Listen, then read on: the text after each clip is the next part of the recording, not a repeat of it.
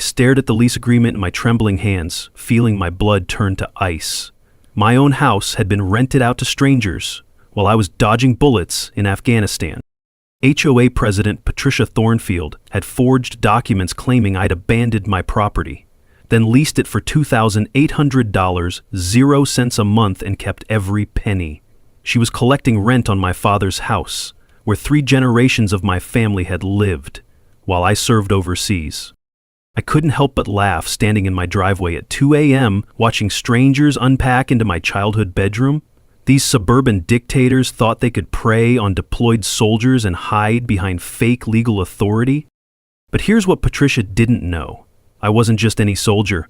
I had 7 battle-tested brothers who just pooled their leave time to come home and teach this HOA what happens when you mess with military families.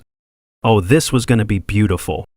What would you do if strangers were living in your house? Drop a comment. You're about to see the most satisfying HOA takedown in history. Let me back up and tell you how I got here. My name's Jake Martinez, and I'm a 3rd-generation Army man. My grandfather fought in Korea, my dad did 2 tours in Vietnam, and me? Well, I've been playing hide-and-seek with the Taliban for the better part of a decade. I inherited this house 2 years ago when my father lost his battle with cancer.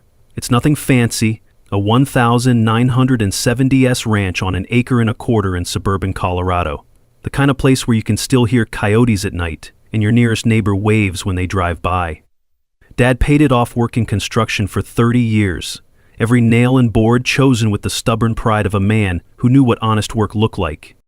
When the neighborhood got incorporated 5 years back and suddenly we had an HOA, I'll admit I grumbled about it. But Dad said, "Jake, sometimes you gotta play along to get along." So I signed the papers, paid my dues, and figured that would be the end of it.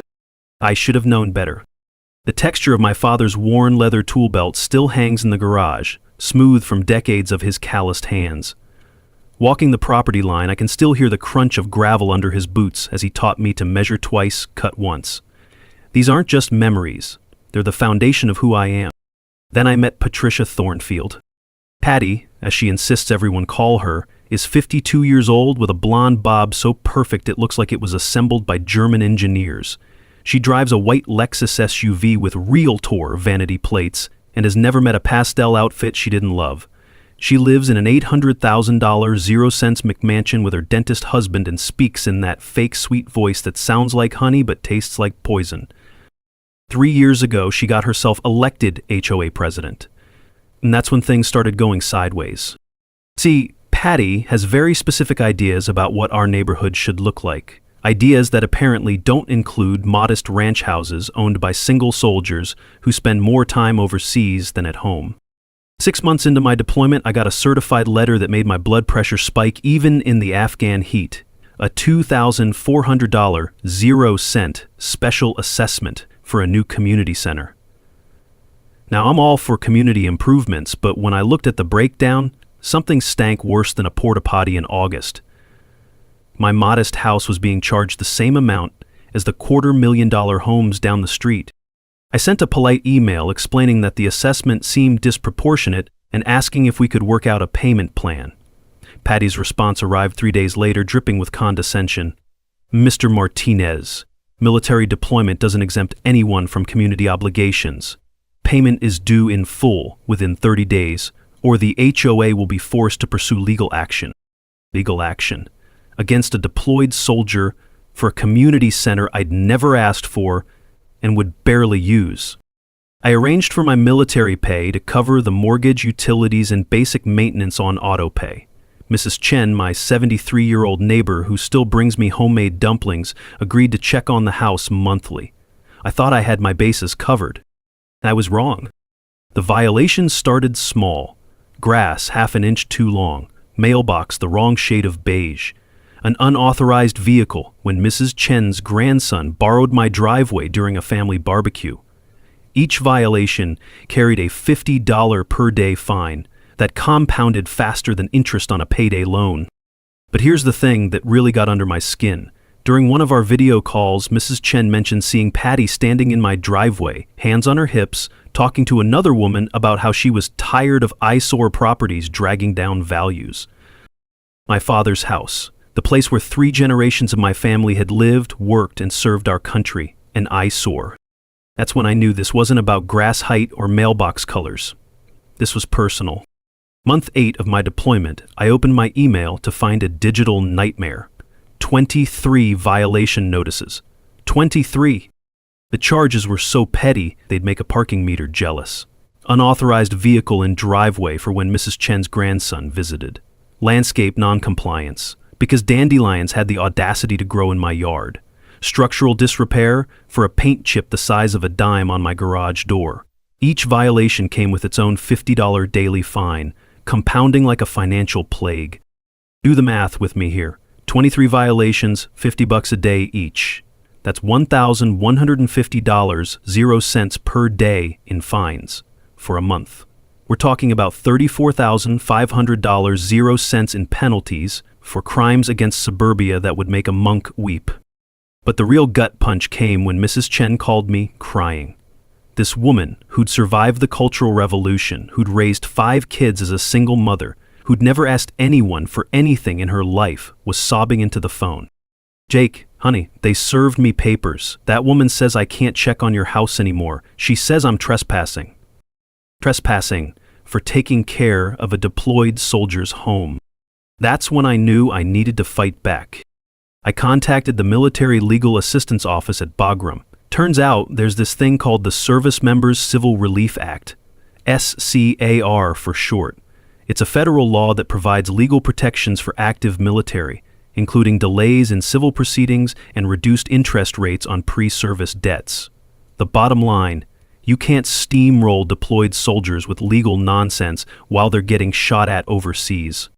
I fired off a certified letter to Patty invoking my SCRA protections and demanding an immediate freeze on all fines and violations. I also filed a formal complaint with the Colorado Attorney General's office. 2 could play the legal game, and I'd learned a thing or two about strategy in the Army.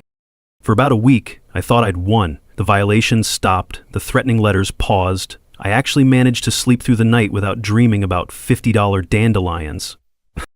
Then the real mini twist hit. Patty responded with a 47-page document that made my head spin. She called it a property maintenance agreement and claimed my father had signed it in 2019, 6 months before his cancer diagnosis. According to this supposed contract, Dad had allegedly waived all SCRA protections and granted the HOA emergency maintenance authority over our property. The document was pristine, suspiciously pristine for 4-year-old paperwork. It looked like it had been printed yesterday and artificially aged with coffee stains. But there it was, complete with what looked like my father's signature, giving Patty carte blanche to do whatever she wanted to our house. Sitting in my tent, reading this document on my phone while 110-degree Afghan heat tried to melt my brain, my hands started shaking with rage. Not from the temperature, from pure, crystalline fury. This woman was desecrating my father's memory, forging his signature, and using his death as a weapon against his son. But Patty wasn't done. Oh no, she was just getting warmed up. She hired a property management company to handle the emergency maintenance. Turns out, this company was owned by her brother-in-law Rick, whose primary qualifications seemed to be owning a riding mower and being married to Patty's sister. Rick started billing me $400.00 a week for emergency lawn maintenance on a property that Mrs. Chen had been maintaining for free. When I called to protest, Patty's voice dripped with fake concern. "Oh, Jake, I understand you're upset, but we have to protect property values for all residents. Your neighbors shouldn't suffer because of your situation." My situation, like serving my country, was some kind of character flaw. Here's where it gets funny, in a twisted way. I actually started joking with my sergeant that fighting the Taliban was easier than fighting my HOA. At least the Taliban were honest about wanting to kill me. Patty just smiled and sent invoices. My savings account, which had taken me 3 years to build up to $8,000.00, started hemorrhaging money faster than a punctured fuel tank. Between the bogus fines, the emergency maintenance fees, and the legal costs, I was down to $1,200.00. My military pay barely covered the inflated HOA demands, let alone normal living expenses. Other deployed soldiers in the neighborhood started reaching out. Turns out, I wasn't alone. Patty had been systematically targeting military families, always when the service member was overseas, always when they were most vulnerable. That's when I realized this wasn't just about my house anymore. This was about every soldier who'd ever trusted their community to have their back while they served overseas. This was about every family that had sacrificed for something bigger than themselves, only to come home and find vultures picking at the bones of their American dream. Patty had made a critical error. She'd picked a fight with the wrong soldier. Month 11 brought a new level of psychological warfare that would have impressed Sun Tzu himself. I opened my email to find a notice that made my blood run cold. Notice of lien filing. The HOA was placing an $18,000 0-cents lien against my property for unpaid assessments, fines, and emergency maintenance costs. $18,000 for dandelions and paint chips. But attached to that notice was a letter that revealed Patty's true intentions. She wasn't just trying to bleed me dry, she was trying to steal my house. Dear Mr. Martinez, the letter began in that sickeningly sweet tone. Continued noncompliance with community standards will result in foreclosure proceedings. However, the HOA board is willing to work with you to resolve this matter amicably. We have several interested buyers who might be willing to purchase your property for a reasonable amount, allowing you to avoid the embarrassment and financial burden of foreclosure. Translation, pay us or we'll take your house and sell it to our friends. Mrs. Chen started seeing strange cars in my driveway. Patty would show up with clipboard carrying strangers, walking around my property like they owned it, measuring rooms and discussing rental potential. Mrs. Chen, bless her heart, started secretly photographing these visits from her kitchen window. Something told her we'd need evidence later. That's when I decided to bring in the big guns. My unit's legal assistance officer, Captain Sarah Morrison, reviewed every document Patty had sent. What she found made her laugh out loud in the middle of our video call. Jake, she said, holding up the supposed property maintenance agreement, this document was never properly notarized. Look at the signature block. There's no notary seal, no witness signatures, no official authentication whatsoever. Here's a knowledge nugget for you. Contracts affecting real estate generally require notarization and witnesses to be legally binding. Without proper notarization, Patty's magical maintenance agreement was worth less than the paper it was printed on. Captain Morrison helped me file an emergency injunction through military legal channels. We also reached out to the local TV news military affairs reporter, a former Marine named Tom Rodriguez, who had a soft spot for deployed service members getting screwed over by bureaucrats.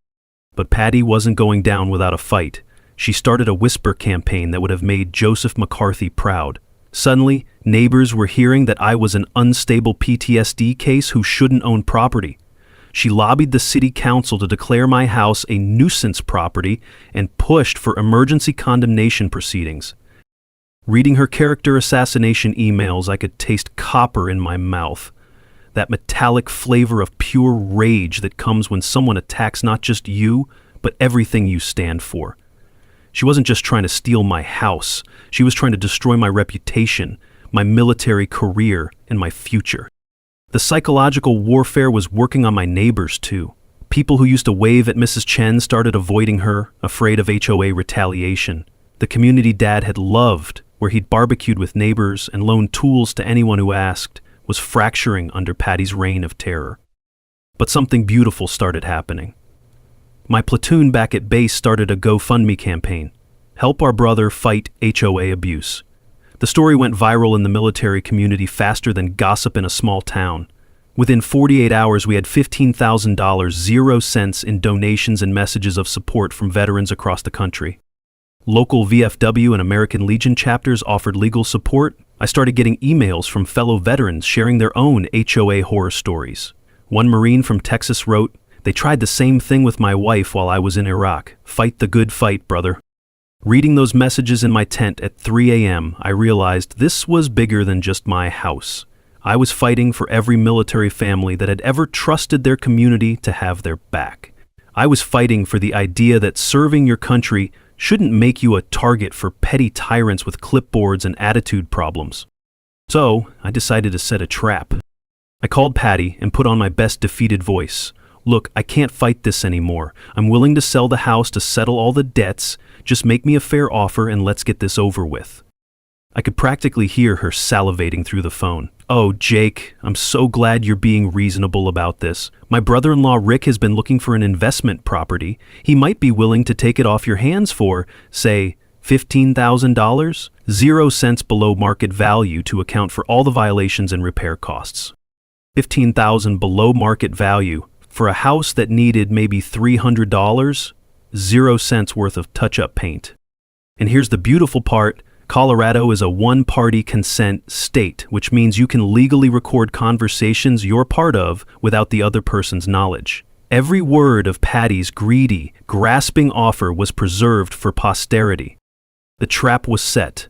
Now I just had to wait for her to walk into it. Month 14 brought the kind of betrayal that makes your faith in humanity take a long walk off a short pier. I was sitting in the chow hall, picking at mystery meat and powdered eggs, when my phone rang. Mrs. Chen's number. She rarely called during the day, so I knew something was wrong. "Jake, honey," her voice was shaking. "There's a moving truck in your driveway, a family with children. They're moving into your house." I dropped my fork. "What do you mean moving in? That's impossible." "The woman, that Patricia, she's here with papers. She told them they're the new tenants. She said you abandoned the property and she has legal authority to rent it." My mind went blank. For a solid 30 seconds, I couldn't process what she was telling me. Rent it? Rent my house? The house my grandfather had helped my father build, where 3 generations of my family had lived? "Mrs. Chen, can you see the license plate on the moving truck? Can you take pictures?" 20 minutes later, my phone buzzed with photos that made my stomach drop. A U-Haul truck. Boxes labeled Tommy's room and kitchen stuff. A young couple with 2 kids, maybe 6 and 8 years old, carrying belongings into my father's house like they belonged there. And there was Patty, clipboard in hand, smiling like the cat that ate the canary.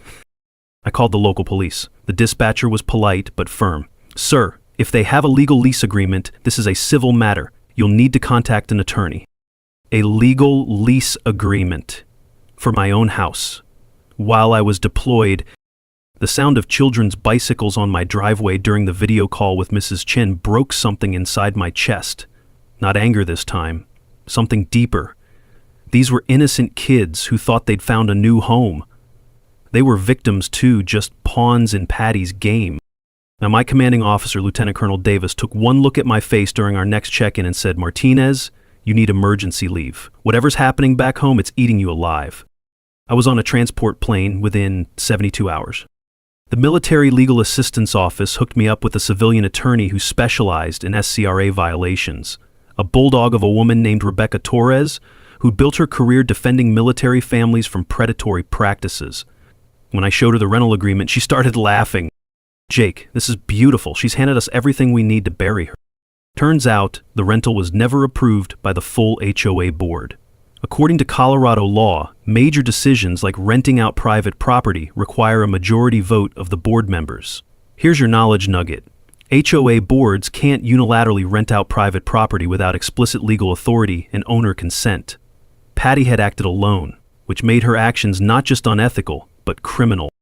Rebecca subpoenaed the HOA financial records, and what we found was like discovering a gold mine full of evidence. Patty had been skimming money from multiple special assessments for years. She'd used $47,000, 0 cents in HOA funds, for personal expenses disguised as administrative costs. Her brother-in-law's landscaping company didn't even have a valid business license. But here's where it gets really good. The rental wasn't just unauthorized, it was profitable. Patty was charging the tenant family $2,800, 0 cents, a month for my house, and keeping every penny as payment toward HOA debts. She'd also pocketed their $5,600, 0 cents security deposit. The stakes couldn't have been higher. If I handled this wrong, an innocent family would be homeless through no fault of their own. But if I didn't fight back, I'd lose my inheritance and let Patty get away with systematic fraud against military families. Local news picked up the story, "Deployed Soldier Fights HOA Over Stolen Home."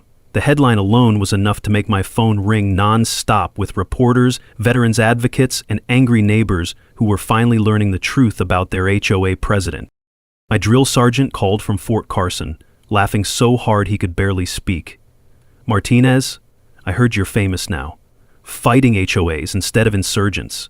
Hell, I always said conquering Afghanistan was basic training for dealing with suburban bureaucrats." Even in the middle of this nightmare, I had to smile. There was something brutally honest about military humor that cut through all the political correctness and got straight to the truth. Rebecca and I were building our case when she found something in the archived county records that made her eyes light up like Christmas morning. She leaned back in her chair, grinning like a wolf who'd just spotted a wounded deer. "Jake," she said, "Patty just made the mistake of her lifetime. She didn't just steal your house. She's been operating illegally for years, and I can prove it." She wouldn't tell me what she'd found, just smiled and said, "Some surprises are worth waiting for." Rebecca Torres spread the county documents across her conference table like a poker player revealing a royal flush. What she showed me changed everything. "Jake, your HOA doesn't legally exist." I stared at her. "What do you mean it doesn't exist?" "I mean, Patricia Thornfield has been running a criminal enterprise for 5 years, masquerading as a homeowners association," Rebecca pointed to a filing from 2018. "Look at this incorporation paperwork. It's incomplete. Missing signatures, missing state filing fees, missing the actual legal incorporation under Colorado statute." The words hit me like an artillery shell. Here's your knowledge nugget. HOAs must be properly incorporated under state law to have legal authority over private property. Without proper incorporation, they're just neighborhood bullies with no legal standing whatsoever. "Every lien, every fine, every violation notice Patty has issued for 5 years is legally worthless," Rebecca continued. "She's been collecting money under false pretenses. That's fraud, federal fraud." But the rabbit hole went deeper. Rebecca had traced Patty's systematic targeting of military families during deployments. She'd stolen 3 other homes using identical tactics. Forged documents, inflated fines, emergency maintenance scams. Her real estate business had profited over $400,000, 0 cents, from buying distressed military properties at below-market prices. Then Rebecca showed me the smoking gun, an email chain between Patty and city officials discussing cleaning up undesirable military housing and improving neighborhood demographics. The racism was subtle but unmistakable. Comments about transient military families and maintaining community standards that had nothing to do with property values and everything to do with who she thought belonged in her perfect suburb. "The FBI White-Collar Crime Division is very interested in this," Rebecca said, tapping a business card. "Agent Martinez, no relation I assume, wants to meet with you tomorrow." The power dynamic had completely flipped. Instead of Jake Martinez, desperate deployed soldier fighting foreclosure, I was now Jake Martinez, key witness in a federal fraud investigation. The weight that had been crushing my shoulders for months suddenly lifted, replaced by something I hadn't felt in a long time: hope. But here's the beautiful irony. Patty had no idea her HOA was invalid. She was still operating under the delusion that she had legal authority, still issuing violation notices, still planning the forced sale of my house at a sheriff's auction scheduled for next month.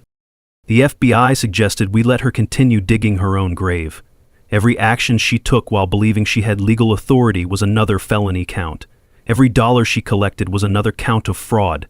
Every violation notice was another piece of evidence. My father would have loved this moment. He always taught me that bullies eventually hang themselves if you give them enough rope. Patty had been weaving her own noose for 5 years, and she was about to find out what happens when you pick on the wrong family. Rebecca and I had to make a strategic decision. Do we reveal our hand and stop Patty immediately, or do we let her commit a few more crimes to ensure the federal case was bulletproof? "How many other families is she targeting right now?" I asked. "At least 6 that we've identified, 3 active military, 2 deployed."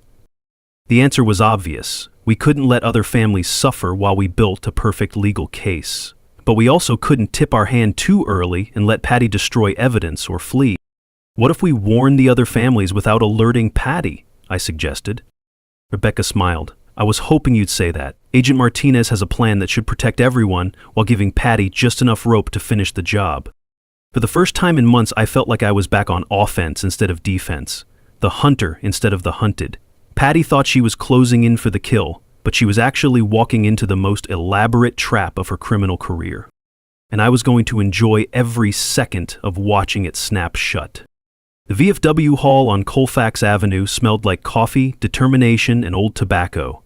At 600 hours on a Saturday morning, 8 of my brothers-in-arms sat around a folding table covered with legal documents, laptops, and enough caffeine to fuel a small war.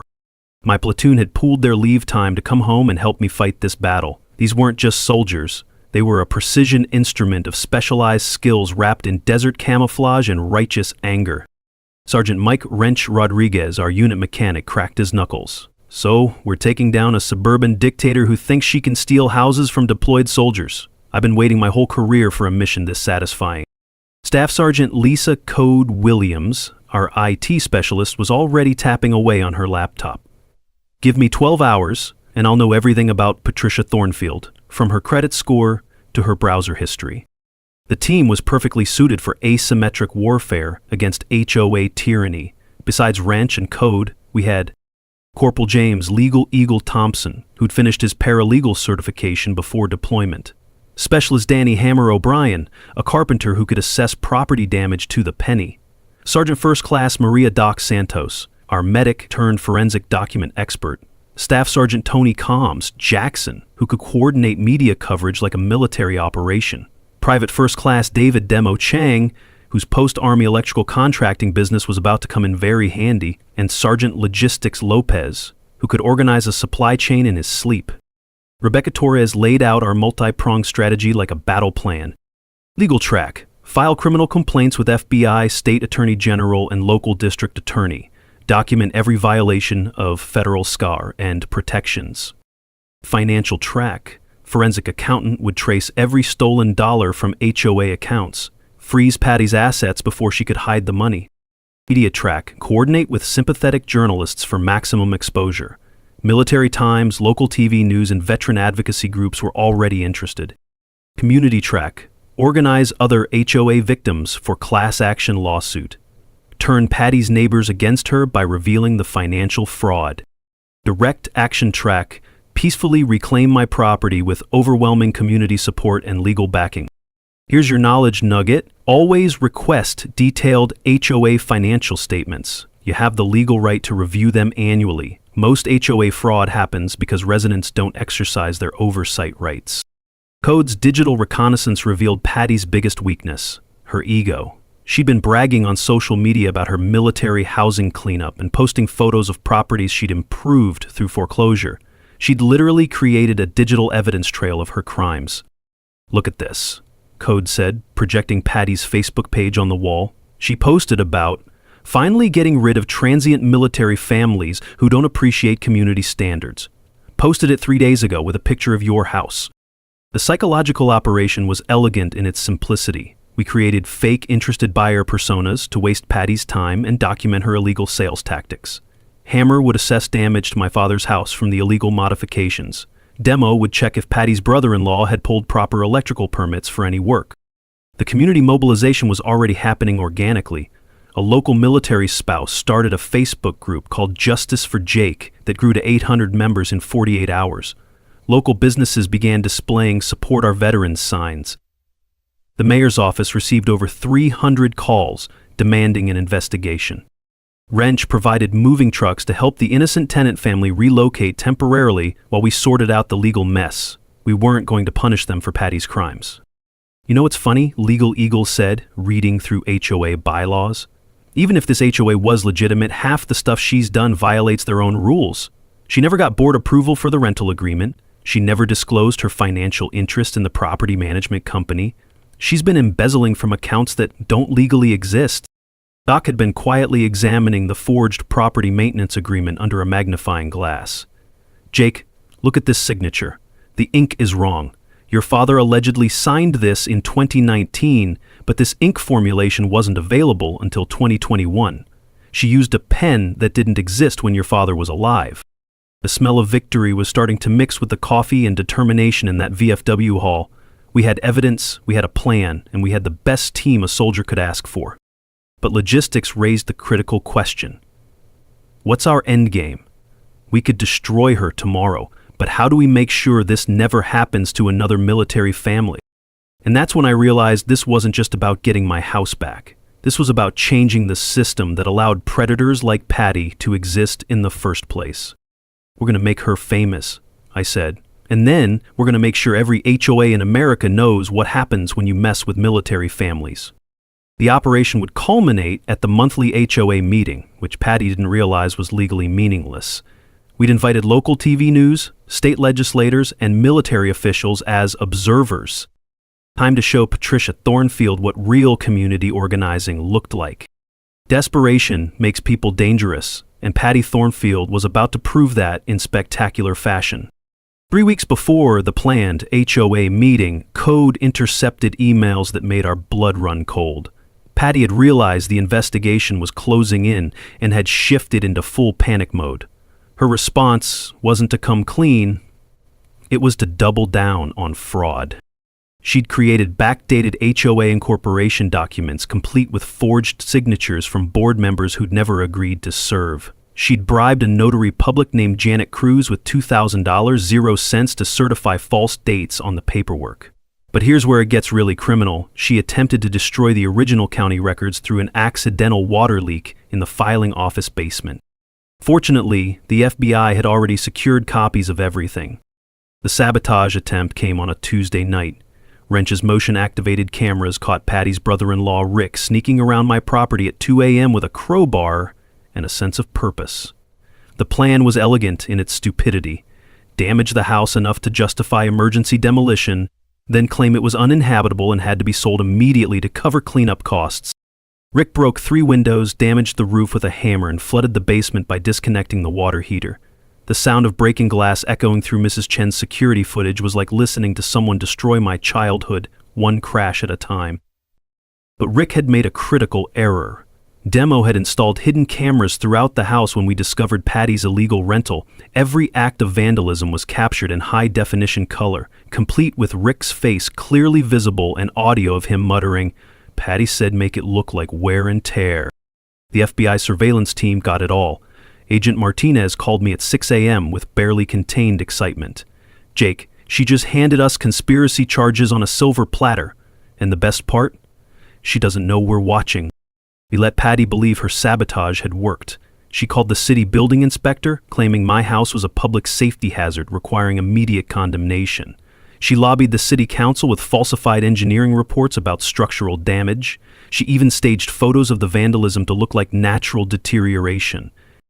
Meanwhile, our forensic accountant had uncovered offshore accounts in the Cayman Islands containing $127,000, 0 cents, in stolen HOA funds. Patty had been preparing to flee the country if her house-stealing scheme fell apart. But the smear campaign was where Patty really showed her true colors. She created fake social media accounts to spread rumors that I was a dangerous veteran with PTSD who threatens neighbors. She posted fake screenshots of threatening messages, allegedly from my accounts. She even sent anonymous letters to my commanding officer, claiming I was mentally unstable and unfit for duty. The character assassination was so over the top that it backfired.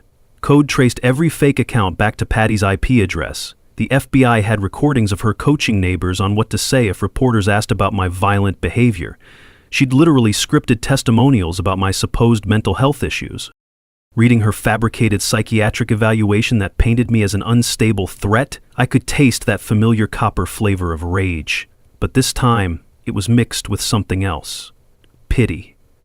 This woman was so desperate to justify her crimes that she was willing to destroy a veteran's reputation and military career. The community response was swift and brutal. When Patty's fake social media campaign was exposed, local veterans organizations issued statements defending my character. The VFW posted security footage of me helping elderly members with yard work. The American Legion shared photos of me volunteering at their charity drives. My platoon arrived in Colorado Springs wearing full-dress uniforms for what we called Operation Suburban Justice. The sight of 8 decorated combat veterans conducting a wellness check on an innocent tenant family sent a clear message to the neighborhood: we take care of our own. Local news coverage intensified as 3 TV stations, the Colorado Springs Gazette, and a military blog began following the story daily. The headline, "Deployed Soldier Fights Fraudulent HOA," was trending on military social media. But here's where Patty made her final desperate play. She offered my attorney Rebecca Torres $50,000, 0 cents, in cash to settle this matter quietly and preserve everyone's reputation. When Rebecca refused and reported the bribery attempt, Patty threatened her family and law practice. She called the State Bar Association with false ethics complaints. She hired a private investigator to follow Rebecca's children to school. That's when the FBI decided they had enough evidence. Agent Martinez showed me photos of Patty's increasingly erratic behavior, screaming at City Hall employees, threatening neighbors who supported me, and making a scene at the post office when they wouldn't accept her falsified legal documents. "She's unraveling," Agent Martinez said. "People this desperate make mistakes. Big ones." The final mistake was coming, and it would happen in front of 200 witnesses and 5 television cameras. With 48 hours until the showdown, Patty Thornfield entered full meltdown mode. What happened next was like watching a master class in how not to commit federal crimes. Her final desperation play started with an envelope full of cash, $50,000 in 20s and hundreds, delivered to Rebecca's law office by a nervous teenager who clearly had no idea what he was carrying. The note inside was handwritten on Patty's personal stationery. "This unpleasantness benefits no one. Accept this gesture of goodwill, and we can all move forward." 50 grand. To make a federal fraud case disappear? When Rebecca immediately reported the bribery attempt to the FBI, Patty's response was to threaten her family. Phone calls to Rebecca's home at 2 a.m., anonymous letters describing her children's school schedules, a private investigator following her husband to work. But here's where Patty's desperation turned genuinely dangerous. She contacted my commanding officer with fabulated allegations that I was selling military equipment on the black market. She sent forged documents to the Army Criminal Investigation Division claiming I was involved in drug trafficking overseas. She even created fake social media profiles claiming to be members of my unit, posting stories about my supposed violent behavior in Afghanistan. The Army took these allegations seriously enough to launch an investigation. For 72 hours, my military career hung in the balance, while investigators verified that every single accusation was fabricated. The stress of potentially losing everything I'd worked for, my house, my reputation, my career, was like carrying a 100-pound pack through desert sand. But Patty had made a critical error.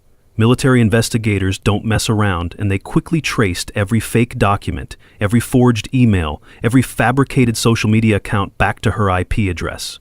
Instead of destroying my career, she'd added federal charges for filing false reports against a service member. The character assassination reached peak absurdity when Patty hired actors to pose as concerned neighbors at a city council meeting. They read prepared statements about my aggressive behavior and threats against community safety. The performance was so rehearsed it sounded like a middle school play. Code had been monitoring all of this through digital surveillance that would have impressed the NSA. "Jake, she's created 17 fake social media accounts in the past week. She's paying for promoted posts claiming you're a dangerous veteran. And get this, she's been sending anonymous tips to news stations trying to spin herself as the victim." The community response was swift and brutal. When the fake neighbor testimonials were exposed, real neighbors started coming forward with their own stories of Patty's harassment and intimidation. Mrs. Chin organized a counter-petition supporting me that gathered 400 signatures in 24 hours. The FBI surveillance captured Patty's increasingly erratic behavior. Agent Martinez showed me photos of her screaming at bank employees when they wouldn't process wire transfers to her Cayman Islands accounts. Security footage of her throwing papers at the county clerk when they refused to file her backdated HOA documents. Cell phone video of her having a complete breakdown at Starbucks when the barista asked her to lower her voice. "She's unraveling in real time," Agent Martinez said.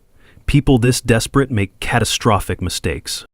The catastrophic mistake came when Patty tried to bribe city officials to fast-track condemnation proceedings on my house. She offered the building inspector $25,000, 0 cents, to declare my property uninhabitable. She promised the city planning director a consulting contract worth $100,000, 0 cents, if he'd approve emergency demolition. All of these conversations were recorded by FBI wiretaps.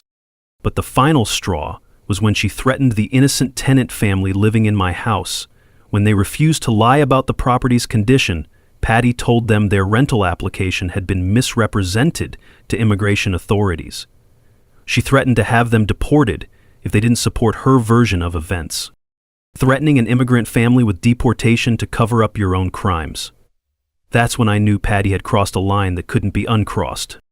My platoon's final preparations were like watching a military operation unfold in suburban Colorado. We had 3 TV stations committed to live coverage, newspaper reporters positioned throughout the crowd, and social media streaming capabilities that would reach thousands of viewers in real time. The local veterans organizations provided legal observers. Military advocacy groups sent representatives from Washington, D.C. Even the state attorney general's office dispatched prosecutors to witness the confrontation. But the most important witness would be Sheriff's Deputy Maria Santos, Doc's sister, as it turned out. She'd be positioned in the community center with arrest warrants ready to serve. "You know what's beautiful about this?" Wrench said as we synchronized our watches like the old days. "She thinks she's walking into a community meeting to destroy your reputation. She has no idea she's walking into the end of her criminal career." The community center was booked to capacity.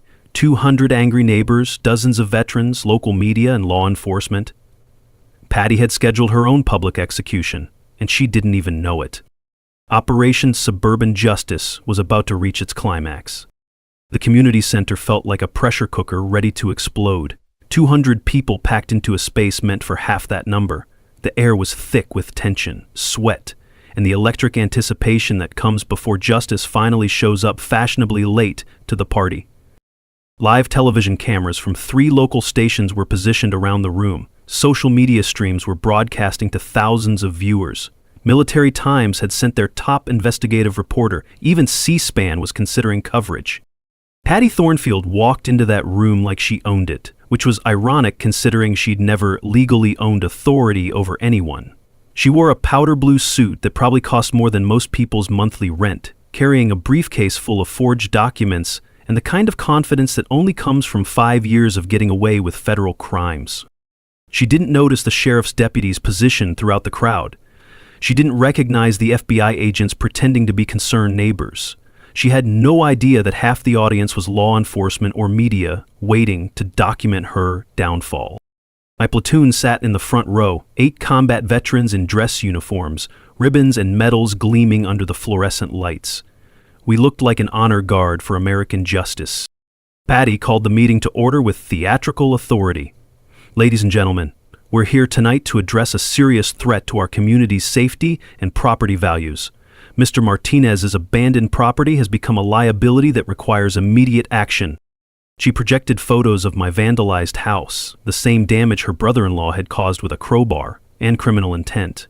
"As you can see, this property has deteriorated to the point of being a public hazard. The HOA board has voted to exercise emergency authority to protect our neighborhood." The crowd murmured. Some people, who didn't know the full story, actually nodded in agreement. Patty was playing her role perfectly, the concerned community leader protecting innocent neighbors from a dangerous veteran's neglect. Then she made her fatal mistake. "Some people," she said, her voice dripping with contempt, "don't deserve to own property in our neighborhood. Military families who treat our community like temporary housing, who don't understand our standards, who bring their problems home from overseas." The room went dead silent. You could hear the cameras clicking and recording devices humming. That's when Rebecca Torres stood up, briefcase in hand, and delivered the line I'd been waiting months to hear. "Ladies and gentlemen, I have something to show you." The projection screen lit up with county records, official documents, FBI evidence photos, financial records showing $380,000 0 cents in stolen funds. The smoking gun that would end Patricia Thornfield's criminal career in front of everyone who'd ever believed her lies. "For 5 years," Rebecca announced, her voice carrying to every corner of the packed room, "Miss Thornfield has operated a criminal enterprise, not a homeowners association. The HOA was never legally incorporated. Every lien, every fine, every violation notice issued under her authority is legally worthless." The audience erupted. Shouts of disbelief, angry neighbors who'd paid thousands in bogus fines, elderly residents who'd been terrorized by fake legal threats. Rebecca continued over the chaos. "Miss Thornfield has stolen nearly $400,000 0 cents from residents through fraudulent assessments. She's forged legal documents. She's committed mail fraud, wire fraud, and bribery. She's systematically targeted military families for theft during overseas deployments." Patty tried to run. She literally grabbed her briefcase and headed for the exit, but Sheriff's Deputy Santos was waiting by the door. Patricia Thornfield, you're under arrest for wire fraud, mail fraud, conspiracy to commit fraud, bribery of public officials, and violation of the Service Members Civil Relief Act. The sound of handcuffs clicking echoed through the suddenly silent room. Patty's face went from entitled indignation to pure terror as the reality of federal prison time sank in. FBI agent Martinez stepped forward with the final evidence. We have recordings of you planning to get rid of military families and discussing how to clean up undesirable housing. We have bank records showing theft of HOA funds. We have video evidence of you directing the vandalism of Mr. Martinez's property. The media swarm was instant. Cameras flashing, reporters shouting questions, social media notifications pinging like slot machines hitting jackpot. But the most beautiful moment came when my platoon stood at attention and saluted not me, but the idea that justice still existed in America. 8 combat veterans, honoring the principle that serving your country shouldn't make you a target for suburban predators. Mrs. Chen presented me with a folded American flag that had flown over my father's grave. Through tears, she said, "Your father will be so proud. You fought the good fight." The crowd gave us a standing ovation that lasted 5 minutes. Local news interviewed neighbors who apologized for believing Patty's lies. The tenant family thanked me for not evicting them during the legal battle. But the moment that made it all worthwhile came when I addressed the cameras with the words that would go viral across military social media. No veteran should come home to find their house stolen. We fought overseas to protect American homes. We shouldn't have to fight HOAs to live in them. 6 months later, justice had been served with all the fixings. Patricia Thornfield was sentenced to 8 years in federal prison and ordered to pay $2,300,000, 0 cents in restitution to her victims. Her brother-in-law Rick got 3 years for conspiracy and vandalism. The notary who helped forge documents lost her license and got 2 years probation. Even Patty's private investigator faced charges for harassment and stalking. But the real victory wasn't Patty behind bars, it was what happened to the community she'd terrorized for so long. I took 30 days of leave to restore my father's house, and something beautiful happened. My platoon showed up every weekend with tools, cold beer, and the kind of brotherhood that makes civilians wish they'd served. The sound of laughter filled those rooms again as we replaced broken windows, repaired the flood damage, and painted over the scars of Patty's sabotage. In my father's workshop, I found a letter hidden behind his tool cabinet, his handwriting shaky from chemotherapy but still strong with conviction. "Jake, if you're reading this, I'm gone, and you're probably facing something that seems impossible. Remember what I taught you. Stand up to bullies, protect the innocent, and never let anyone tell you that you don't belong. Fight the good fight, son. Make me proud." I had to sit down for a minute after reading that. The old man knew exactly what I'd need to hear. The neighborhood formed a legitimate, veteran-friendly HOA with me as the unanimously elected president.